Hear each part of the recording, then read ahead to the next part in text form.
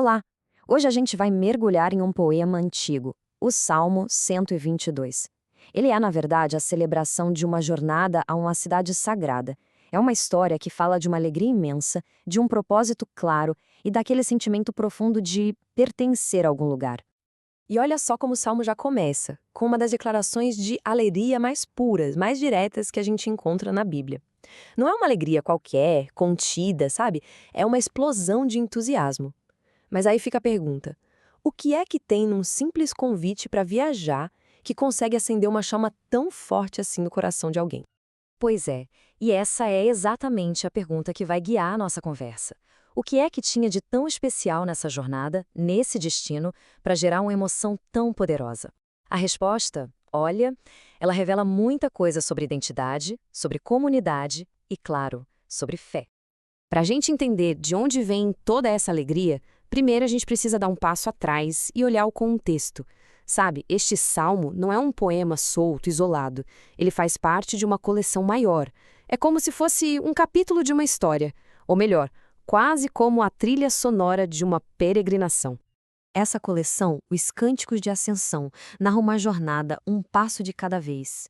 Começa com aquela angústia de estar longe, em terra estranha, aí surge a esperança quando se avistam as montanhas no horizonte. E o Salmo 122? Ele é o clímax dessa parte da viagem, é o momento triunfal da chegada. Então, essa alegria toda não é do nada, ela foi construída, sabe, ao longo de um caminho que não foi fácil. E é aqui que essa jornada chega ao seu ponto alto. O peregrino não está mais só olhando de longe. Ele chegou. E a cidade? A cidade em si é uma parte essencial dessa história. Dá para sentir a admiração, a realização nessas palavras, né? E agora que estamos dentro de Jerusalém. Pensa só, depois de uma viagem tão longa, a chegada não é uma decepção. Pelo contrário, é a realização de um desejo profundo. Um momento de uau, de puro fascínio. E para entender a importância dessa cidade, a gente precisa falar do rei Davi. O papel dele foi fundamental. Jerusalém nem sempre foi a capital, não. Foi a visão, a estratégia de Davi que transformou tudo. Ele pegou um território neutro e o converteu no coração pulsante da nação, tanto na política quanto na fé. E olha, essa escolha não foi por acaso, não. Foi genial. Primeiro, a cidade era uma fortaleza natural, lá no alto, protegida por vales. Segundo, a localização era perfeita, bem no meio, servindo de ponte entre as tribos do norte e do sul. Mas o ponto-chave, a grande sacada, foi política. Por ser um território neutro, nenhuma tribo podia dizer "é minha". Ela pertencia a todos. E isso foi crucial para criar uma identidade nacional unificada. Então, vamos tentar imaginar a cena. O peregrino chega depois de dias e dias de viagem e dá de cara com aquilo. Não era só uma cidade, era a prova física da força, da segurança, da unidade do seu povo. Aqueles palácios novos, as muralhas imponentes, tudo era motivo de um orgulho imenso. Só que toda essa imponência física de Jerusalém era, digamos, só a casca. O verdadeiro significado da cidade, aquilo que de fato gerava toda aquela alegria, vinha de 3 pilares, 3 ideias fundamentais que a definiam por dentro. A arquitetura era impressionante, com certeza. Mas, por que essa cidade era considerada a alma da nação? A resposta não está nas pedras, mas no que acontecia dentro daquelas muralhas. Vamos lá. O primeiro pilar, a unidade. A gente precisa lembrar que, naquela época, a identidade de cada tribo era muito forte. Mas em Jerusalém, ali todo mundo era simplesmente Israel.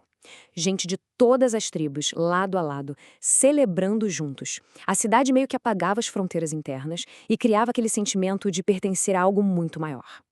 Depois, o segundo pilar, a adoração.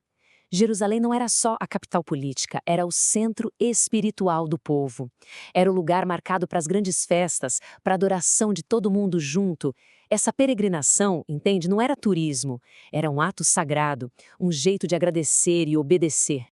E chegamos ao terceiro pilar, que talvez seja o mais crucial de todos: a justiça. Davi fez de Jerusalém o centro do sistema judicial. Era lá que ficavam os tronos de julgamento. Era de lá que o rei, como representante de Deus, garantia a justiça. Para o povo, isso era muito poderoso. Significava que a ordem, o que é certo, vinha daquela cidade.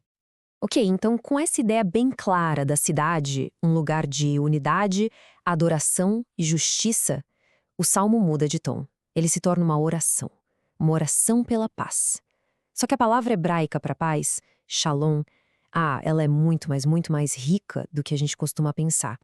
Shalom não é só não ter guerra, é um conceito super completo. Significa que tudo está no seu devido lugar, funcionando em harmonia, sabe? Pensa numa pessoa, numa família ou na nação inteira, tudo em equilíbrio. Inclui bem-estar, segurança e o mais importante, relacionamentos justos entre as pessoas e com Deus. E aqui está o ponto central. O Salmo conecta paz e justiça de um jeito inseparável. Orar pela paz de Jerusalém era, na verdade, orar para que a justiça continuasse a fluir dos seus tribunais. Porque, vamos combinar, sem justiça, qualquer paz é frágil, não dura. Uma coisa depende da outra. São dois lados da mesma moeda. Essa é a oração do peregrino, então. É um pedido para que a cidade vivesse o shalom completo. Harmonia por dentro, entre as pessoas, e segurança por fora, nas suas muralhas. E a base de tudo isso? A justiça de Deus, que era um fundamento da cidade. Para fechar, o Salmo não fica preso lá no passado, naquela cidade antiga. O significado dele viaja no tempo, sabe? Ele transcende o espaço físico e cria um legado que ressoa forte até hoje. Na tradição cristã, por exemplo, a ideia de Jerusalém ganha uma nova camada. Aquela necessidade de um centro físico de união, que era vital para as tribos, se transforma.